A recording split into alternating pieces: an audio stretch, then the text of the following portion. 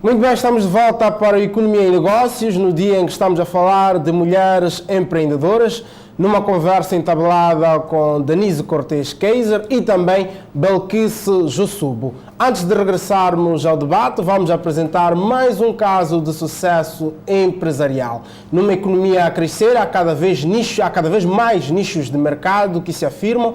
É o caso desta empresa liderada por Esperança Mangasa. Estou a falar da Folha Verde, que tem como nicho a realização de eventos e torna então a cada dia especial dos seus clientes.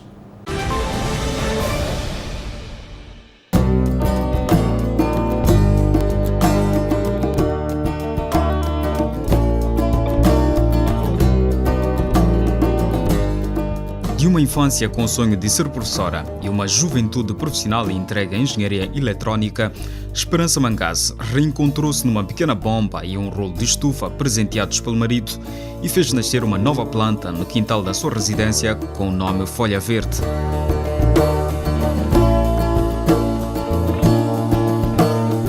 Encarei aquilo com muita seriedade. Eu peguei naquele rolo de estufa, arranjei umas estacas e fiz uma sombrita mesmo para as plantas. E a partir da altura em que passei a ter aquela sombrita, passei a produzir plantas espetaculares. O jardim foi se multiplicando e, a pedido de um amigo, alugou as suas plantas para decorar um casamento. E essa foi a porta aberta para o sucesso. Eu disse a ele, mais do que alugar das plantas, eu vou simular um jardim na sala. E foi esse salto, o salto maior que dei, porque os 1.500 convidados que estiveram naquela festa ficaram maravilhados com o jardim simulado dentro da sala.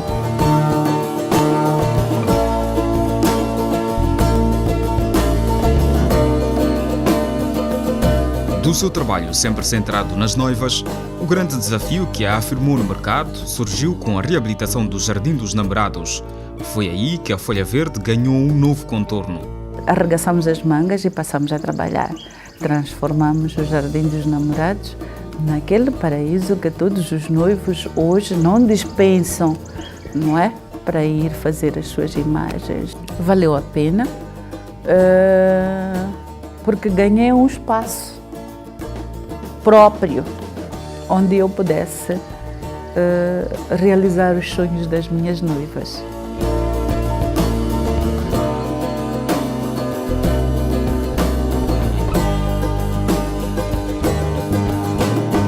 Quando dei por mim, o Jardim dos Namorados já era pequeno para satisfazer as noivas.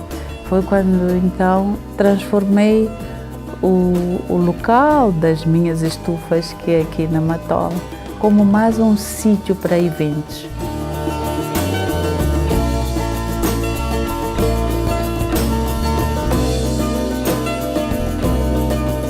Atualmente, a Folha Verde oferece serviços de floricultura, jardinagem, decoração de eventos, catering e assessoria às noivas com a revista Noivas e Eventos e o restaurante Melina. Aí encontram toda a informação que necessitam, e não só para organizar festas, como para guiar o seu dia a dia, dicas de como conduzir o seu casamento, os segredos de como fazer com que o casamento seja duradouro. Há 11 anos no mercado, Esperança Mangasa diz ainda não estar realizada, querendo apostar também na formação dos jovens numa academia. Há muitas outras coisas que eu ainda quero conquistar e Deus queira que me ajude a concretizar vários dos sonhos que eu tenho, que é formar jovens, dar-lhes a plataforma que eu tive, criada por mim, para chegar onde cheguei. Tornar a Folha Verde num cartão de visita em Moçambique, num espaço que não só alberga casamentos, mas também outro tipo de eventos e um jardim botânico, são as metas de Esperança Mangasa e da sua Folha Verde. Mas o meu grande sonho é esse, transformar isto num verdadeiro cartão de visitas, um sítio onde nacionais e estrangeiros possam entrar e digam: uau, afinal é possível.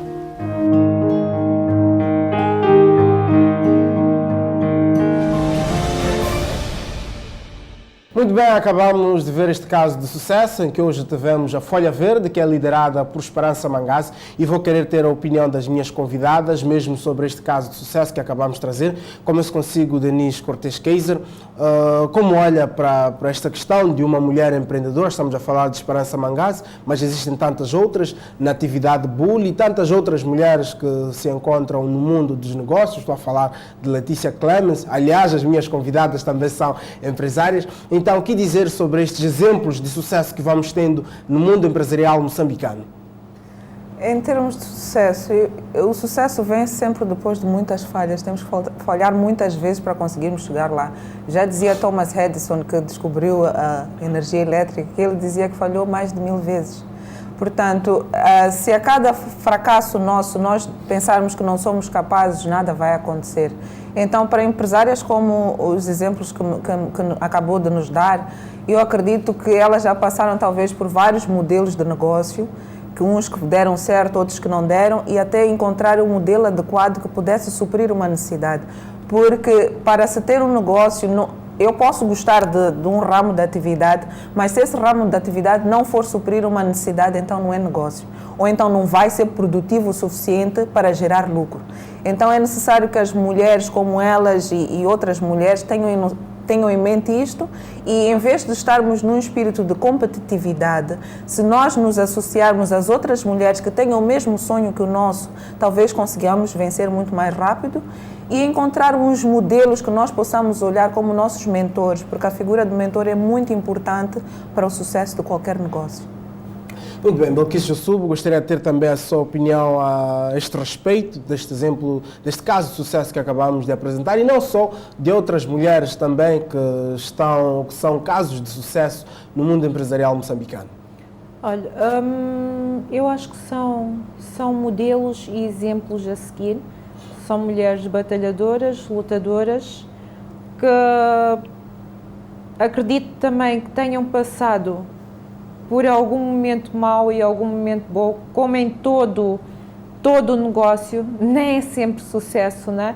Há picos bons, há picos maus, mas são um exemplo para a mulher moçambicana. São um exemplo. Voltando agora à questão das mulheres, há também diversos incentivos para aquelas que queiram criar o próprio negócio, caso, por exemplo, das linhas de financiamento bancário específico para mulheres. Até que ponto estes mecanismos influenciam na decisão de arriscar ou não no negócio, no caso das mulheres especificamente? No caso das mulheres especificamente, por natureza a mulher é intuitiva e muitas vezes levada pela emoção abre um negócio. Mas quando chega a desempenhar aquela tarefa para a qual se predispôs, descobre que faltaram alguns aspectos a considerar. Então é bastante importante não só aderirmos a este tipo de incentivos, mas é importante nós como mulheres conseguirmos estruturar o nosso negócio para que ele possa ir para frente e para que possa vingar. Então estas iniciativas são muito boas, estes incentivos dos bancos. Hoje temos, por exemplo, o caso vou dar um exemplo do GAP, né? que criou uma linha do fundo de garantias, chamam colaterais, para empréstimos bancários, mas nem mais para os agronegócios. Isto ajuda bastante porque uma das coisas que nós temos que apresentar aos bancos quando vamos pedir um empréstimo são as garantias. E normalmente vai de 20% a 30%. Se nós conseguirmos ir a uma instituição como o GAP, por exemplo, e pedir para que o GAP apresente seja o nosso avalista neste negócio, já é muito mais fácil o banco comercial dar-nos os 70% que nos falta. Então, temos que estar bastante atentos a este tipo de iniciativas que são lançadas mesmo a nível da televisão, de jornais, de rádio, e a mulher conseguir se informar mais, porque uma das coisas que falta sobremaneira aqui... O acesso à informação falha e é importante que as mulheres passem a estar atentas. Muito bem. Belkis, temos casos como o do Banco Mulher, que foi criado em 2014, virado essencialmente para este público feminino. Como olha para a criação deste tipo de, vamos considerar, instrumentos de apoio àquela que seria a atividade económica de uma mulher? Olha, é muito bom. Quer dizer, talvez as mulheres sintam-se mais seguras a ir ao banco, que é direcionado para elas do que propriamente para o resto Para o público em geral. para o público em geral. O essencial é chegarem à banca, chegar a um consenso e reduzir as taxas de juro e etc. Porque sem isso não há negócio que aguente uma taxa de juro de 21%. Não há. É impossível. Muito bem, vou recuperar agora uma parte do seu discurso quando falou da conferência do gás e disse que dos cerca de 500 participantes estiveram, menos de 20% eram mulheres e, de acordo com as suas palavras, há uma espécie de exclusão já das mulheres de certos setores. Aproveito esta deixa para colocar uma outra questão. Existe a ideia, talvez até distorcida, de que negócios como catering, floricultura, confeitaria e por aí fora, são então os nichos de mercado onde as mulheres, ou algo ligado à moda, são os nichos onde as mulheres podem atuar. Até que ponto esta percepção é correta ou é errada? Eu acho que é uma percepção errada. A mulher durante décadas se auto-excluiu dos grandes negócios. Pensar grande foi algo que só era compatível com o homem, só era compatível com o seu marido. E, por exemplo, conheço alguns casos de mulheres, não vou mencionar nomes aqui, que começaram o seu negócio pequenino, à medida que ele foi crescendo, o marido tomou para si. E quando chega a hora de registrar no formal, já é o negócio do marido. Hoje, no mundo dos negócios, ele pode aparecer, mas a mulher não, aparece em segundo lugar. Ou aparece quando ele está doente. Então, se a mulher começar a assumir esta pujança, de princípio, dizer que eu sou capaz, então ela é. E dou exemplo de outras mulheres, temos em África exemplos de várias mulheres que já têm vingado naquilo que é o doing business, e estas mesmas mulheres estão a assumir cargos de liderança nos setores nos quais operam e conseguem fazer frente diante de vários homens em termos de estratégia empresarial. Isto já por si só mostra que a mulher já deixou algum medo. Mas o fator cultural, mais uma vez, vem vingar quando a mulher de criança já é educada que ela tem que depender.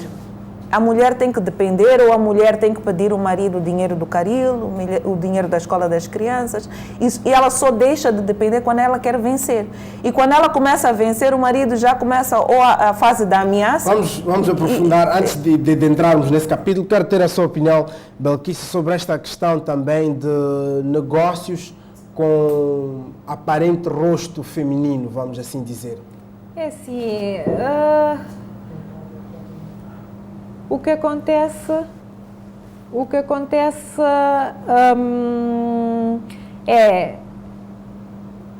foi aquele ponto que abordamos há pouco tempo, que é a mulher faz até determinável nível escolar, depois envereda pela vida doméstica. E uma pessoa cozinha, faz salgados, faz bolos, faz arranjos. Então, eu concordo que há certas circunstâncias que contribuem para este cenário. Exatamente, mas não só as empresas de catering e empresas de flores não pertencem necessariamente às mulheres. Há pessoas de sucesso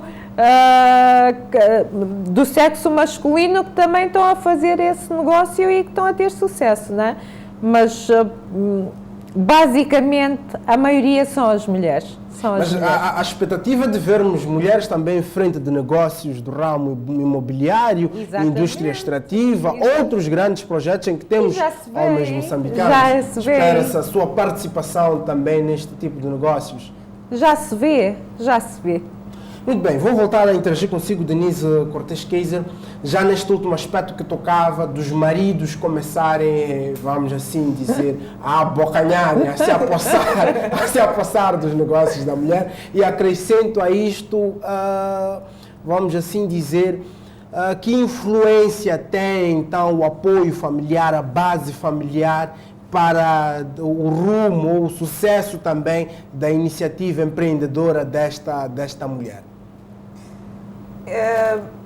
Eu acho que tanto na vida profissional quanto na vida empresarial, a mulher, de sobremaneira, tem que assumir posse de si própria. Se ela não é dona de si, então ela não vai ser dona de mais ninguém. E eu falo por mim, né? Não posso extrapolar para a vida dos outros, mas falo por mim e eu digo que no dia em que fui capaz de perceber que as falhas que me aconteceram profissionalmente foram por escolhas minhas, então nesse dia eu fui capaz de fazer uma autoanálise e perceber que, não, Denise, acorda e muda. E então, não acredito que a mulher, porque foi educada de uma certa forma, ela não seja capaz de dar o grito de liberdade. E se a mulher aceita o segundo lugar, mesmo no seu próprio sucesso, então onde é que ela vai ficar? É importante que ela acorde, é importante que ela tome posse de si própria. Muito bem, vamos passar agora para um momento, consideramos assim, descontraído do nosso programa, onde proponho um breve desafio às nossas convidadas e temos então estas 3 figuras. Tendo em conta o tema do programa de hoje, peço às convidadas para imaginarem se alguma destas fortes mulheres moçambicanas estivessem à frente de um negócio próprio, que negócio seria e porquê? Temos então aqui Cândida Bila, Lourdes Mutola e Neima. Começo consigo, Denise. Gostaria que escolhesse uma destas 3 figuras, elegesse um negócio para ela e porquê é que esse negócio tem a cara desta figura? Lourdes Mutola. Sim, Lourdes Mutola, muito bem. E em que negócio ela poderia se focar? Ok, porque o historial dela é de um historial de vitória, né? Em termos de onde é que ela sai e onde é que ela chegou. Talvez fosse, em inglês seria motivational speaker, né? Seria, como se diz? Numa tradução livre, alguém que motiva os outros. Motiva os outros. Sim, sim. Então, depois do fim da sua carreira de atletismo, passar a motivar jovens. Através de palestras, seminários, blogs interativos, websites, buscando, por exemplo, premiações para jovens que pudessem ter bolsas de estudo. Pronto, vejo mais nesta área de motivação, porque para mim, pelo menos, é uma das mulheres que me motiva. Muito bem. Posso interagir consigo agora, Belkis Jussubo, uma destas 3 mulheres, qual escolheria e que negócio a ela atribuiria? É complicado, mas eu penso que a Cândida Bila. Sim, Cândida Bila. E que negócio ela dirigiria?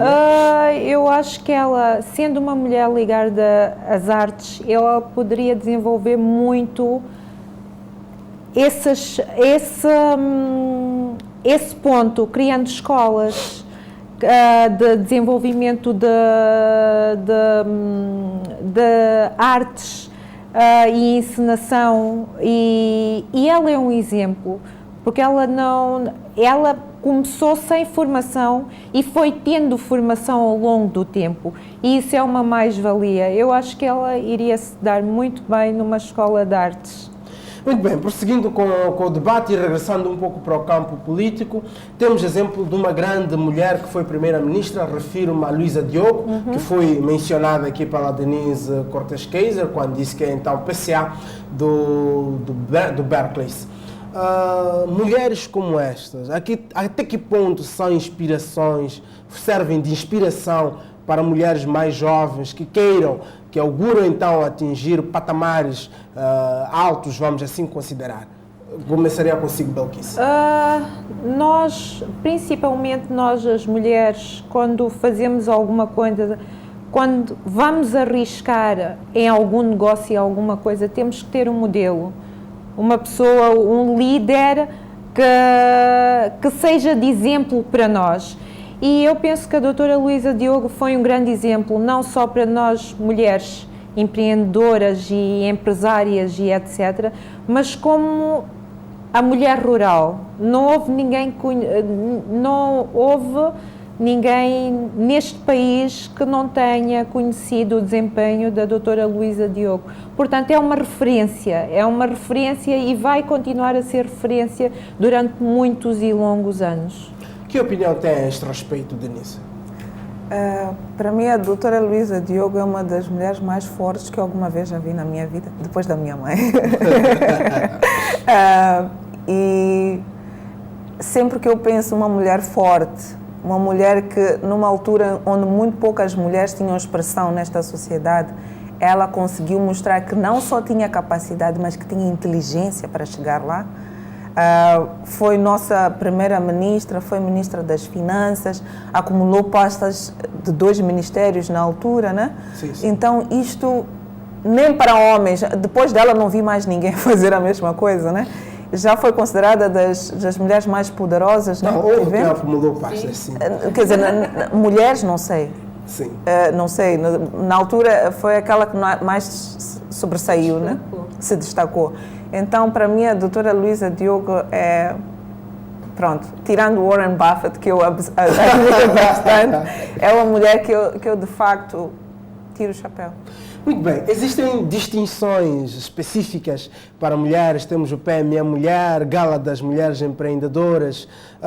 Para si, Belkice, qual é a relevância destas distinções para as mulheres que estejam no setor empresarial?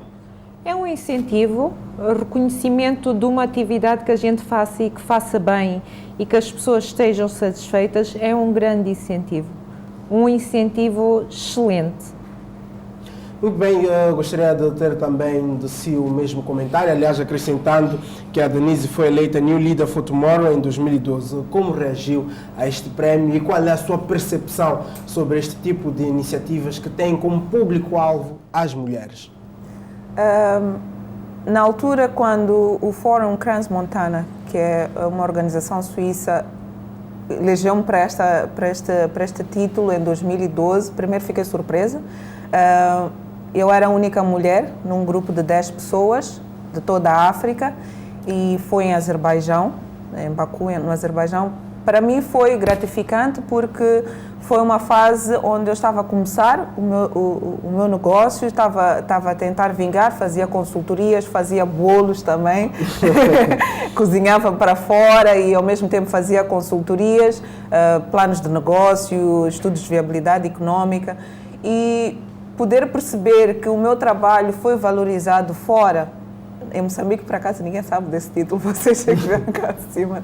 E foi bastante bom, foi gratificante e poder falar de Moçambique, do meu país, na Ásia. E também, em termos de trabalho, abriu-me bastante portas para outras empresas de fora poderem pensar em fazer negócio em Moçambique, porque pude mostrar um panorama diferente, porque quem pensa em África primeiro pensa em pobreza, mas quando se mostra uma África que também é pensante e que produz cérebros e produz pessoas que sabem fazer, mostramos uma África diferente. Muito bem, fazendo agora um olhar futurístico, lançando um olhar futurístico, qual será o papel da mulher moçambicana na próxima década? O poder estará sobre as mulheres, definitivamente, o poder estará sobre as mulheres e a mulher vai influenciar bastante na economia do país. Eu acredito nisso e tenho fé que isso vai acontecer. Denise? Pensar futuro, pensar mulher. Eu acredito que porque nós como mulheres já passamos muitas décadas, séculos, sendo subestimadas em termos de capacidade. E hoje já temos voz nesta sociedade, temos um Moçambique que está aberto a perceber que mulher consegue pensar, mulher consegue fazer. Eu acredito que o futuro é feminino. Não digo que o futuro é cor-de-rosa, mas digo que o futuro é de mulheres que vão saber fazer cada vez mais. Hoje já temos, por exemplo, engenheiras, mulheres a trabalhar na indústria do oil and gas, tanto em Moçambique como fora, moçambicanas. Então isto já mostra que a moçambicana já começou a virar... Mesmo na extração de carvão também temos maquinistas, mulheres a operarem grandes caminhões. Exatamente.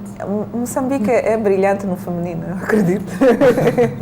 Antes de encerrarmos este bloco de Economia e Negócios, gostaria que ambas deixassem uma mensagem para todas as mulheres, não só aquelas que tenham uma iniciativa empreendedora e talvez a partir deste programa tenham em uma de vós alguma inspiração.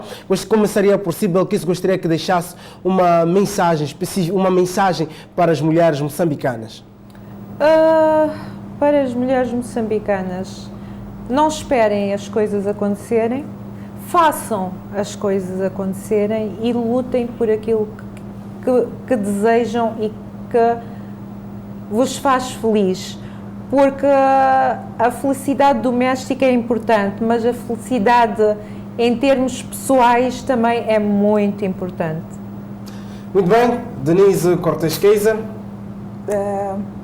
Mensagem para as mulheres, assim, nada é impossível. Nós temos que acreditar que conseguimos chegar lá. Eu costumo dizer que o lugar onde eu mais gosto de estar é na minha zona de desconforto. Eu gosto de estar num lugar onde eu não consigo andar e onde eu sei que tenho que confiar nas minhas mãos, nas minhas pernas, na minha cabeça e tenho que deixar o meu corpo voar. E assim sendo, eu acredito que todas as mulheres têm esta capacidade. Não importa em que lugar se encontra hoje, se é pobre, se é rico, se tem casa ou não tem. Se há um sonho que tem em mente e esse sonho consegue te levar para frente, mas é preciso acordar. Muito bem, quero agradecer a presença das minhas convidadas neste painel por excelência feminino, a Si Belkis Jussubo, a Si Denise Cortes Keiser. Este é o fim da segunda parte do Economia e Negócios. Não saia daí. Até já.